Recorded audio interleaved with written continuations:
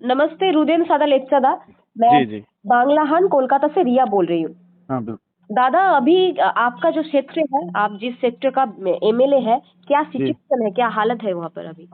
जिस तरह से दार्जिलिंग के भेग में हुआ है, उस तरह से ये बार कालिम्पोंग में उतना नहीं हुआ है जहाँ तक। हम्म। लेकिन जो नेशनल हाईवे 10 है उसमें थोड़ा बहुत हुआ था। अभी मतलब आफ्टरनून को वो खुल गया है, फिर भी रीओपन हो गया है वो रास्ता। और टिस्टा का लेवल में, जहाँ पुराना टिस्टा है हमारा, उस एरिया में थोड़ा रिवर का पानी फिर भी बढ़ गया है, ऊपर आ गया है। लेकिन अभी जहाँ तक है शाम तक में वो सामान्य हो चुका था। और जो भी है रास्ता, मतलब हाईवे नंबर 10 मोटा मोटी मतलब 6-7 घंटा ही रोका, उसके बाद में खुल गया है। रुदेंद्र, बार बार हम लोग हर साल देख रहे हैं कि नॉर्थ बंगाल का या जो बान है या फिर जो भी है, इसके नॉर्थ बंगाल का जो लोग है, आम जनता है, उन लोगों को बहुत ज्यादा सफर कर रहा है। हाँ, ये तो है। सेंट्रल और राज्य की तरफ आपका क्या निवेदन है? कोई परमानेंट सोल्यूशन क्यों नहीं हो पा रहा है?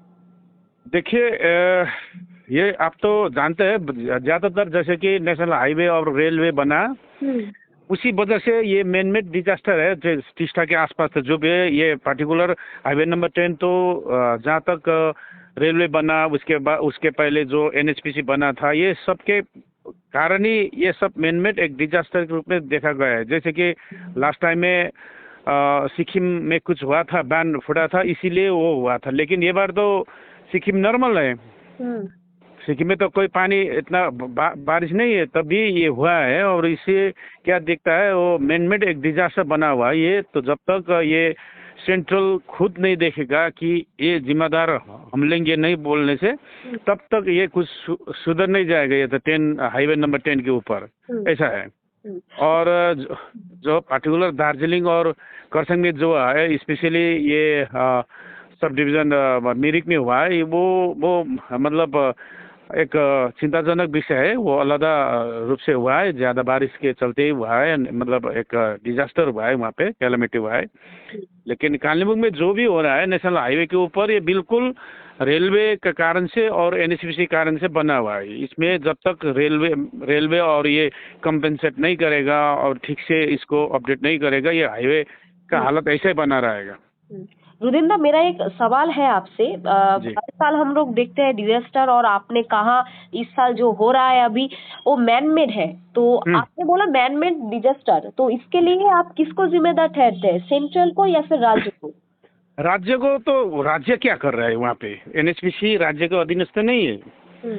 और जो बना है ठीक है, कोई बात नहीं, बन गया है, वो भी जरूरत ही है। लेकिन उसमें जिस तरह से मतलब सेंट्रल का ओर से ये सब करना चाहिए था, ये उस हिसाब से नहीं हुआ। और जिस हिसाब से उसके बाद में ये रेलवे बना है, रेलवे से इतना सारा डेब्रिसेस रोड के इधर उधर मतलब फेंक दिया है। वो क्या होगा, बारिश के जब छोटा भी बारिश होगा ना, वो सब मतलब उठा करके, मतलब रेन वाटर तो ले जा करके नदी में डालेगा ना। ये इसको ठीक से लोड को ले जा नहीं पा रहा है। टिस्टा का जो मतलब वाटर का स्ट्रेंथ होता है ना, वो बगा के ले जा नहीं पा रहा है। इसी के चलते वास्तव में ये डिजास्टर हुआ है।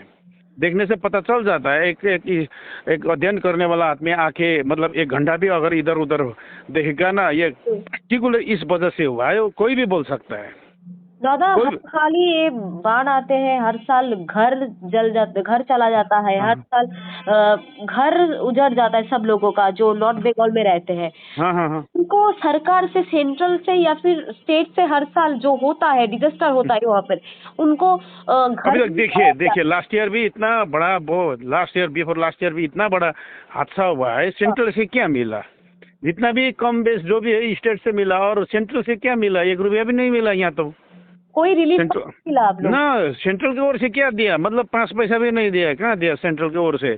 जो मतलब स्टेट गवर्नमेंट जितना मतलब कर पाया वही है यहाँ के लिए। और दूसरा क्या है, टिस्टा में देखिए ना, आके इतना सारा डिजास्टर हुआ है, अभी तक वो कंपेंसेशन देने में ये सेंट्रल अभी तक नाकाम रहा है। जैसे कि इतना सारा का घर डूबा है, इतना सारा तोड़फोड़ हुआ है, वो एनएचपीसी अभी तक कंपेंसेशन नहीं दिया हुआ है।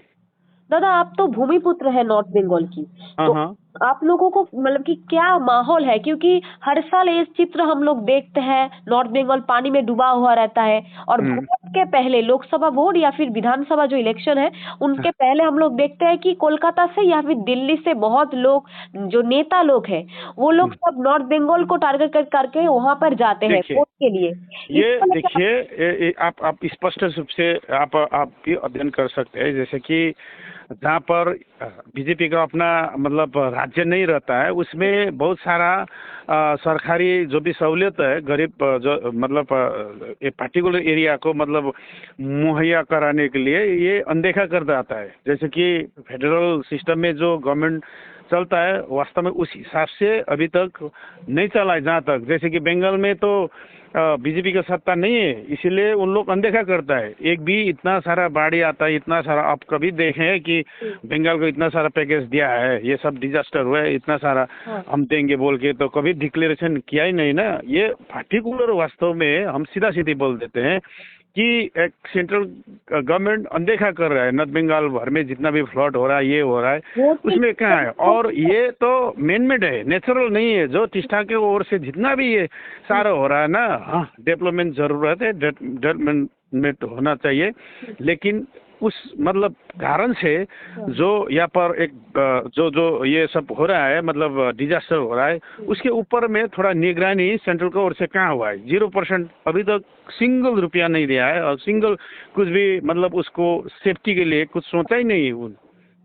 दादा आप लोगों को क्या ऐसा लगता है कि वोट के पहले या फिर वोट के टाइम पे नॉर्थ बंगाल के जो जनता है उनको इस्तेमाल किया जा रहा है हर साल, ऐसा कभी? ये तो देखिए ये तो इंडिया भर में होता है, नॉर्थ बंगाल को ही नहीं, इंडिया भर में वोट का टाइम में ये सब होता रहता है। ये तो आप जानते हैं, अभी वोटर में भी एक वोटर हूँ, तो राजनीति में ये करता है, ये नॉर्मल बात है, मतलब राजनीति के लिए सब करता है। लेकिन एक जिम्मेदार भी होता है गवर्नमेंट का, एक जिम्मेदारी भी बनता है कि इतना सारा हो रहा है कि हमारा ओर से हो रहा है, हम एक खुद का जिम्मेदार हम है।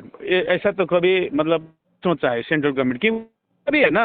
जैसे कि मान लीजिए ये सेबोक से जब शुरू होता है, जितना भी है नेशनल हाईवे भी सेंट्रल गवर्नमेंट के अधीन में है, जितना भी फॉरेस्ट एरिया है वो भी सेंट्रल गवर्नमेंट नहीं देखता है, और जितना भी रेलवे ये सब बन रहा है जितना भी है सब सेंट्रल गवर्नमेंट का, और जो NHPC वगैरह है सब कुछ तो सेंट्रल गवर्नमेंट का अंडर का है वहाँ पर। इस सब वजह से वास्तव में ये सब लैंडस्लाइड भी हो रहा है, ये सब से रिवर का जो लेवल है ऊपर उठ गया है, ये सब तो एक विशेष बजा रहा है।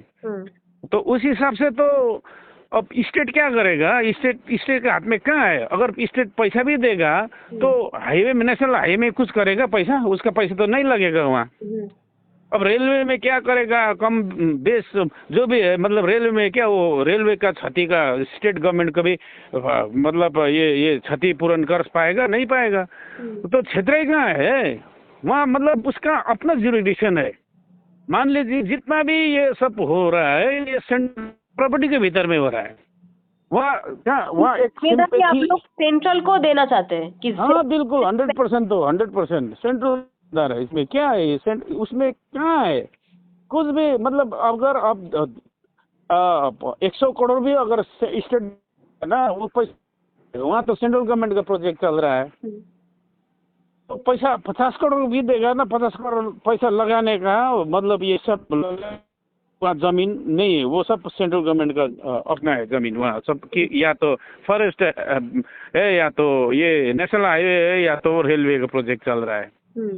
तो पैसा लगाने का अगर 1000 करोड़ भी देगा ना, पैसा लगाने का जगह नहीं है वो पर्टिकुलर नेशनल हाईवे के भीतर, तो उसी के भीतर तो ये सब हो रहा है।